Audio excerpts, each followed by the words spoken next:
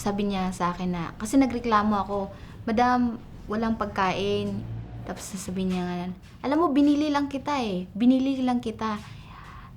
Kaya wag kang magreklamo. Wala kang karapatang magreklamo kasi binili ka namin." I-translate ng bata, yung 7 years old. Magaling din naman mag-English. So, ang bata sabi niya, "We bought you 10,000 dirhams." Tens of thousands of women every single year migrate to the United Arab Emirates. They say goodbye to their families and their very young children, and they hope that they will be securing salaries for their families' futures. But they have no guarantee that they will end up with such salaries or even good working conditions. Ganito po, pagka panahon po ng mga simula June, wala na pong kita ang mga tao, kundi kunting daiti lang po ng isda. Tapos, pagka talaga pong walang-wala, ang iba pumupunta sa malayo para maghanap buhay. Nagdesisyon po ako sa pag-a-abroad ko dahil sa hirap na aming buhay. Ang mga anak ko, puro sakit lagi. Ang pagkain namin, kulang at kulang pa rin. Kaya nagdesisyon ako mag-ibang, makadalawang taon lang ikako ako. At meron na tayong panghanap buhay, uuwi ikako ako dito. Kaso nga lang, hindi pinalad. We tracked down some domestic workers in the Philippines who had returned from the UAE to discuss what had happened to them. We found that many of them were subject to egregious level of abuses, working very, very long hours. Some of them were even physically and sexually abused. Yun namang amo kong, yung ina ng amo kong lalaki, nasa labas, nagtutuyo ng nagbibilad siya ng dates.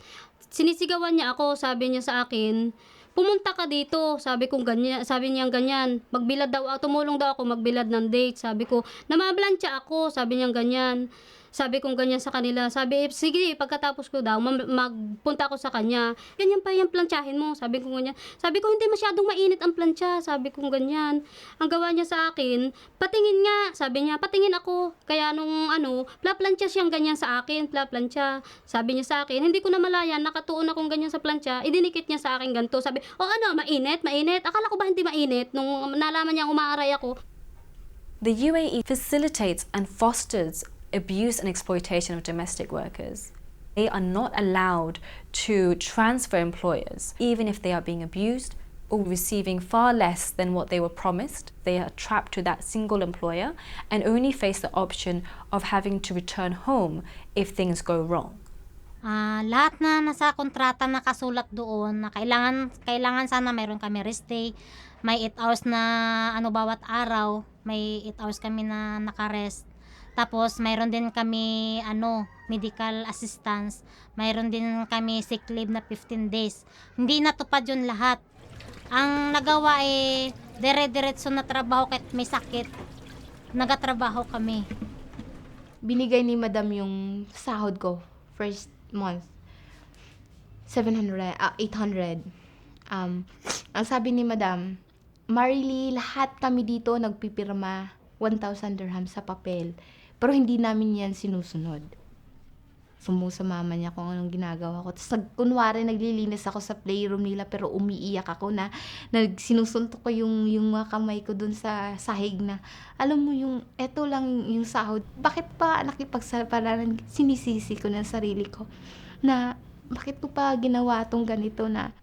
These women are some of the most vulnerable workers in the country, and yet, incredibly, they have no protection under the labour law. The labour law, in fact, explicitly excludes them from its protections.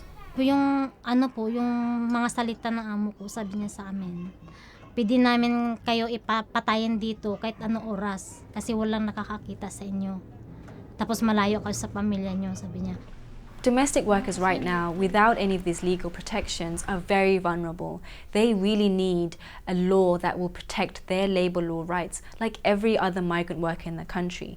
They need a right to a day off per week. They need the right to limits to their working hours and overtime compensation for when they work beyond those hours. Hindi ko kayang itiisin ng ginagawa nila dahil tao ako.